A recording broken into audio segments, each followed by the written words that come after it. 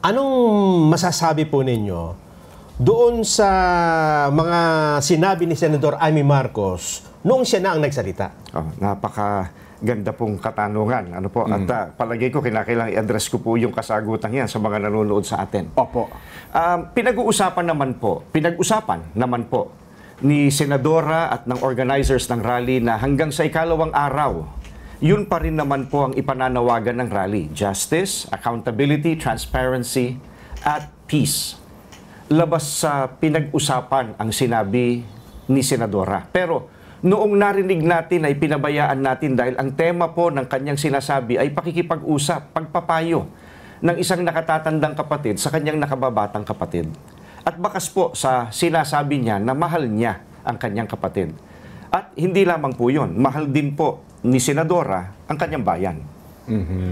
So ayun mga kababayan, nagsalita na nga po yung spokesperson ng Iglesia ni Cristo na si Ka Edwel, mga kababayan, patungkol nga ito sa binanggit sa salaysay ni Senadora Amy nung rally kagabi, mga kababayan. So marami kasing naglalabasan ngayon na galit daw ang Iglesia ni Cristo, na bad trip daw kay Senadora Amy. So napakinggan nyo naman yung paliwanag ni Ka Edwel, mga kababayan, na patungkol nga ito, no, na hindi na sana nila itutuloy, pero nung napakinggan nila na pinapayuhan lang ni Senador Amy yung kanyang kapatid, ay itinuloy po ng organizer yung talumpati ni Senador Amy, mga kababayan. So pakinggan po natin, mga kababayan, yung buong pahayag ng Iglesia ni Cristo patungkol nga dito, mga kababayan, kung bakit hanggang 2 araw lang at hindi natapos ng 3 araw yung rally. Nagbabalik po ang Saganang Mamamayan at sa oras na ito, mga kababayan, makinig po kayong mabuti. Muli nating makakasama ang tagapagsalita po ng Iglesia ni Cristo, ang kapatid na Edwel Zabala. Ka Edwel, magandang hapon po sa inyo. Magandang hapon po, kapatid na Jen, kapatid na Nelson. Maraming salamat sa pagbibigay sa akin ng pagkakataon. Mayroon akong nais basahin na statement sa mga nanonood sa atin ngayon. Sige po. Magandang araw po sa inyong lahat. Ito po ang opisyal na pahayag ng Iglesia ni Cristo hinggil sa pagwawakas ng Rally for Transparency and a Better Democracy. Sa isang pahayag na inilabas noong Nobyembre 13, 2025, sinabi ng Iglesia ni Cristo na magsasagawa ito ng 3 araw na rally upang bigyang diin ang panawagan ng publiko para sa isang wasto at transparent na investigasyon kaugnay ng mga anomalous flood control projects sa Pilipinas.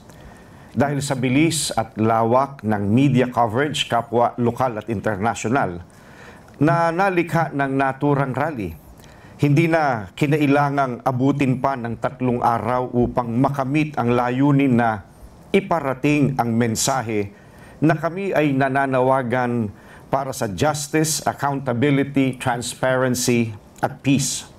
Nagpapasalamat kami sa aming mga kaibigan mula sa media, sa local man o international, na nag-cover ng event at nagpalaganap ng mensahe ng rally.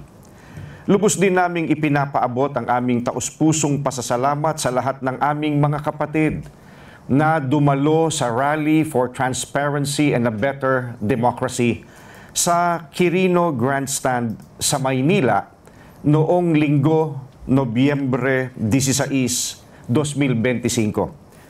Sa ikalawang araw ng rally, Lunes, Nobyembre 17, mas marami pang mga kapatid mula sa iba't ibang probinsya ang dumating sa venue.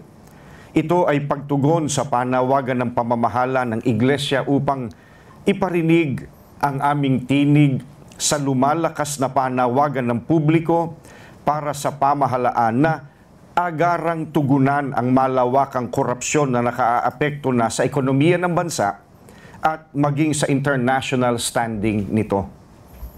Ito rin ay kabilang sa mga pangunahing karapatan na ipinagkakaloob sa mga mamamayan ng bansa, ang karapatang magpahayag at ang karapatang mapayapang magtipon. Nagpapasalamat kami sa lahat ng nagsikap upang matiyak na ang rally ay manatiling peaceful, orderly, at disciplined. Kabilang na ang Philippine National Police, ang National Government at ang Manila City Government. Lubos po naming pinahahalagahan ang kanilang mga sakripisyo. Mula pa sa pasimula, aming binigyang diin na kami ay laban sa mga kilos na salungat sa konstitusyon. Nagsimula kami ng mapayapa at nagtapos kami ng mapayapa. Kaya sa ibabaw ng lahat ng ito, nagpapasalamat kami sa Panginoong Diyos at ibinabalik namin sa Kanya ang lahat ng kapurihan. Maraming salamat po. Kapatid na Edwin, mayroon lang po kaming ilang katanungan. Una po, may mga dumalo po sa rally ng Iglesia ni Cristo at ang iba ay nagsalita pa nga sa harapan. At kahit hindi sila kaanib sa iglesia, ano po ba ang nililiwanag sa lahat ng gustong magsalita, Ka Edwin? Maganda pong naitanong niyan, kapatid na Jen. Ano po? At ang totoo, yung sagot dyan nakapaloob doon sa unang press release na inilabas ng iglesia tungkol sa kilusang ito. At nais ko lang ipaalaala sa mga nanonood sa atin ngayon. Ano po? Ka Edwin. Noon din pong Nobyembre 13, sinabi na namin na ang mga hindi kaanib sa Iglesia ni Cristo na ang naisabihin ay kaisa po ng panawagan namin, tatanggapin. Alam ito, tanggap ito ng lahat ng nagpasabing nais nilang sumama at magsalita sa rally dahil napakahalaga po ng ipinananawagan ng mga nagtitipon doon at alam na alam po iyan ng mga naririto po. Yung justice, yung accountability, yung transparency at maging yun pong peace. Ganun din ay upang matiyak po na walang ipananawagang labag sa konstitusyon. Kaya yun ang kasagutan sa tanong na iyon. Ayun. Pero kapatid na Edwin, siguro ito ay isang katanungan na hindi lang kami at iba ang mas maraming nagtatanong at mas gustong malaman nila ang kasagutan. Anong masasabi po ninyo doon sa mga sinabi ni Senador Amy Marcos noong siya na ang nagsalita? Napakaganda pong katanungan. Ano po? At palagay ko, kinakailangan i-address ko po yung kasagutan yan sa mga nanonood sa atin. Opo. Pinag-uusapan naman po ni Senadora at ng organizers ng rally na hanggang sa ikalawang araw, yun pa rin naman po ang ipananawagan ng rally. Justice, accountability, transparency, at peace. Labas sa pinag-usapan ang sinabi ni Senadora. Pero noong narinig natin ay pinabayaan natin dahil ang tema po ng kanyang sinasabi ay pakikipag-usap, pagpapayo ng isang nakatatandang kapatid sa kanyang nakababatang kapatid. At bakas po sa sinasabi niya na mahal niya ang kanyang kapatid. At hindi lamang po yun, mahal din po ni Senadora ang kanyang bayan.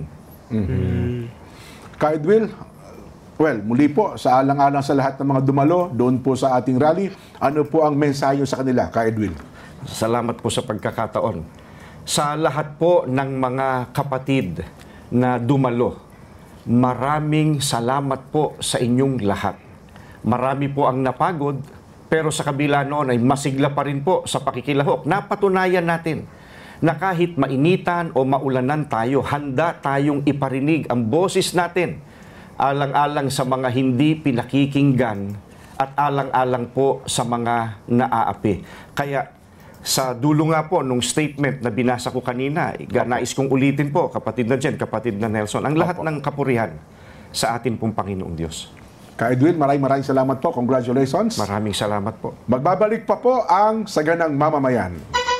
So yun mga kababayan, yung statement ng Iglesia ni Cristo no, galing po sa pamamahala mga kababayan. So ayun po. So maraming nagsasabi na nagalit daw ang Iglesia ni Cristo, mga marites na yung iba vlogger na bad trip daw yung INC kaya nagsialisan daw. Sabi ng mga ilang vlogger, mga kababayan, yung bang marites lang na nakukuha yung mga balibalita. So ito po patunay mga kababayan na hindi po nagalit ang Iglesia ni Cristo. Bagkos pinagpatuloy po yung speech ni Senadora Amy dahil nakita naman nila na pinapayuhan lang ni Senator Amy yung kanyang kapatid. At sinabi rin ni Ka Edwin na mahal ni Senator Amy ang ating bayan, mga kababayan. Kaya siguro nagawa din yun ni Senador Amy. So sa lahat ng nakarinig ng statement ng speech ni Senador Amy, alam ko kayo na bulaga din, nagulantang, talagang na-shock sa revelation ng kanyang ginawa kagabi. So grabe yung kanyang revelasyon, mga kababayan. Para nagulat, pati international media, mga kababayan, nagulat din, no. Mukhang balita na rin sa ibang bansa yung isiniwalat ni Senador Amy kagabi. So yun po, mga kababayan. So ito po yung patunay na hindi galit ang Iglesia ni Cristo sa ginawa ni Senador Amy, mga kababayan.